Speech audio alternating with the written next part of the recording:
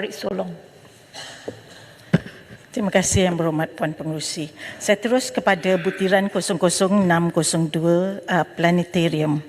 Ada data yang disediakan iaitu yang menunjukkan jumlah pengunjung untuk pameran tayangan saja bagi tahun 2021 adalah seramai 8,964 orang dan bagi pameran planetarium hanya pada 6,549.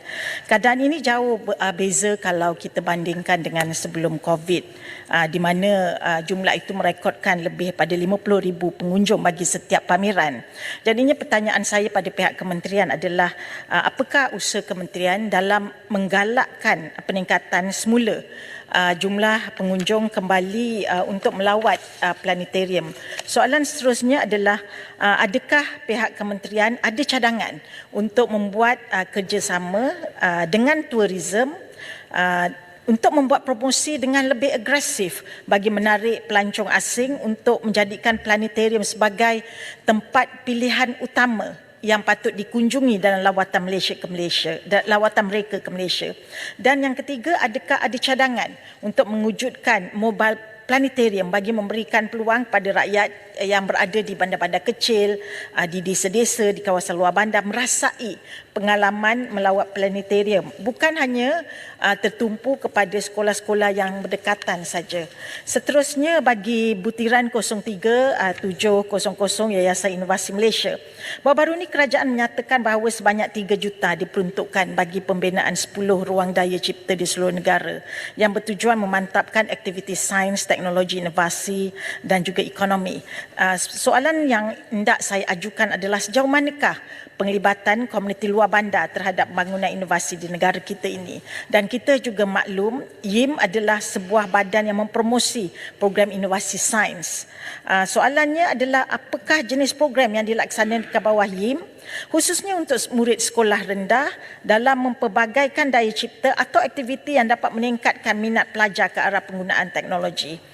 Soalan yang ketiga pula adalah apakah usaha YIM dalam mempergiatkan coding class, coding bootcamp dan coding competition dalam kalangan anak-anak berikutan permintaan ke atas kelas-kelas coding for beginners dengan izin kini semakin meningkat di kalangan ibu bapa.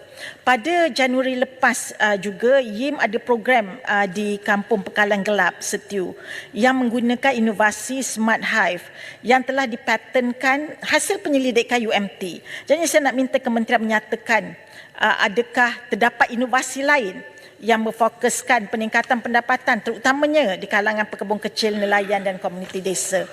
Seterusnya ke butiran 00603 Agensi Angkasa Malaysia, memang terdapat penurunan dari segi peruntukan dan baru-baru ini Malaysia telah melancarkan ASEANSat PG1 pada Jun baru-baru ini dan ia sekaligus menjadi satelit ke-11 yang dilancarkan oleh Malaysia. Jadinya soalan yang saya nak ajukan adalah bagaimanakah penurunan peruntukan yang diperuntukkan di dalam bajet ini dapat membantu pembangunan penyelidikan berkaitan sektor angkasa bagi memastikan sektor itu terus relevan. Soalan seterusnya adalah saya nak minta juga kementerian untuk menyatakan bentuk kerjasama yang dilaksanakan oleh kementerian dengan universiti-universiti awam dalam pembangunan sektor angkasa ini bagi mengoptimalkan kepakaran pakar-pakar, pensyarah-pensyarah ataupun saintis-saintis di universiti di dalam sektor angkasa. Seterusnya, MISA memperoleh banyak anugerah dan pengiktirafan di dunia.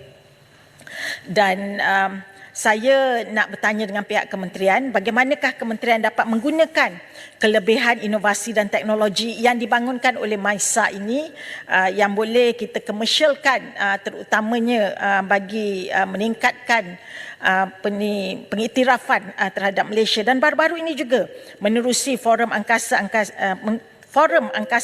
Antarabangsa Langkawi 2023, ada panel daripada Jepun yang menggesa agar negara-negara ASEAN membangunkan agensi angkasa secara bersama yang dapat membantu mengurangkan kos pembangunan projek berkaitan angkasa di masa hadapan. Jadinya saya nak bertanya pada pihak kementerian, apakah respon kementerian ke atas gesaan tersebut? dan apakah ada sebarang usaha ke arah itu sekarang. Dan yang terakhirnya adalah butiran 00604, Pusat Sains Negara.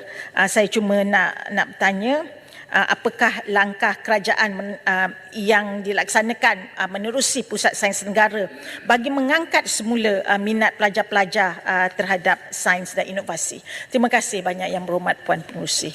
Terima kasih Yang Berhormat Parik Sulong. Saya